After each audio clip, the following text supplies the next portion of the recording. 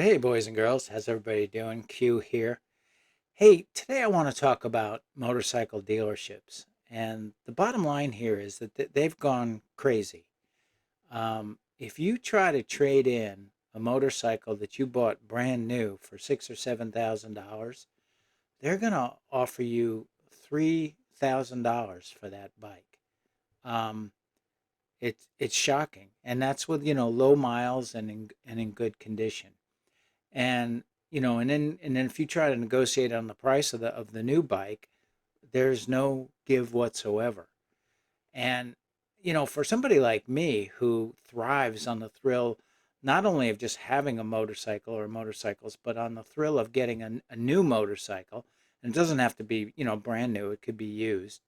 But for me, the thrill of getting that new bike is it's like Christmas, and I'm 6 years old. It's just I love it, um, and that's why I've been buying and selling and selling and buying, and I've been doing this for years.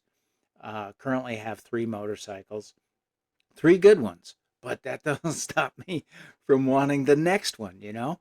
And the trade-in values on my three bikes are just miserable. They are ridiculous. I've got a, $7,000 out the door Royal Enfield Interceptor. It's the beautiful chrome tank with the red and the gold pinstriping. And I've done all the goodies on it. The DNA air filter. I got a Fuel X light on there, which makes a huge difference. I put some aftermarket pipes on it that look great and sound wonderful. I mean, I've done all the goodies on this bike. I've only improved it. Plus, I have all the original parts. And I'd be lucky if a dealer give me 3 grand for that thing. And yeah, it's got, 12,000 miles on it, but yeah, because I ride it.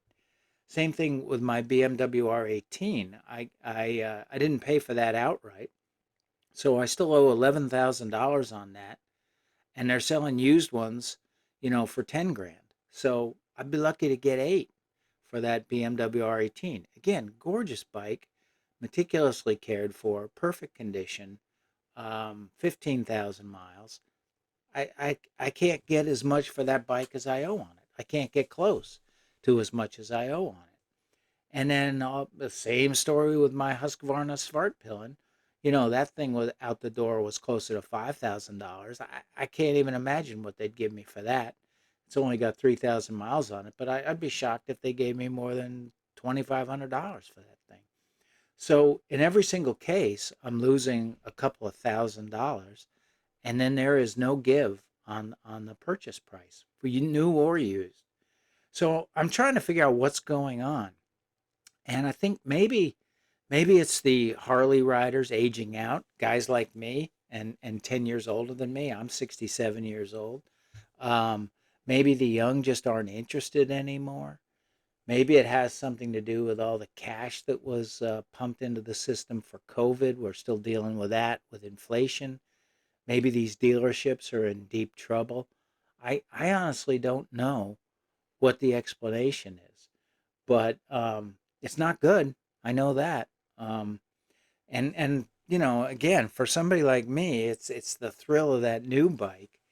So the only thing I can suggest is, first of all, sell your bike yourself and sell it first before you buy anything else, and see how much cash you can get, and hold out for a reasonable amount of money for it. Then with that cash in hand, go see what you can do at a dealer or buying privately. Um, I'd also suggest not being too much of a miles snob. A lot of guys are like me. They take care of these bikes. They keep them in garages. They typically don't ride them in bad weather over here in the U.S. And they get them serviced. And a 20,000 mile motorcycle should have quite a bit of life left in it, and you can take care of it. But it's just a sad state of affairs. I don't know what's going on. Um, it used to be these dealerships, excuse me, used to be these dealerships would deal, and now they just look at their values, what they'll give you for bikes, and it seems like the dealerships don't want to do anything unless they can make a couple $1,000 flipping your bike, a couple thousand. Whereas you'd think if they did more volume and they made $500 a bike or 1,000 a bike, they might do better. But obviously, they are not in that mood right now, and I'm not 100% sure what causes it. So I guess we're just going to have to live with this for a while. Everything changes, you know. There are times when there are gluts of motorcycles and the dealerships are dying to make deals. There's a time when resales are reasonable. I know there's a zillion motorcycles available, used ones, on Cycle Trader and your local Craigslist, if you look on that, and probably Facebook Marketplace. There's bikes all over the place. But man, it's a tough environment. If like me, you love that thrill of that new motorcycle. Try a different kind of motorcycle. Try a different engine displacement. Try a motorcycle that's better at cruising or better in the dirt or has more power or is a good all rounder. I get these fantasies. Maybe there's just one bike that would do it all for me. Um, but I can't make any moves. The other advice I have is it's a time to really, explore and enjoy the motorcycle you have.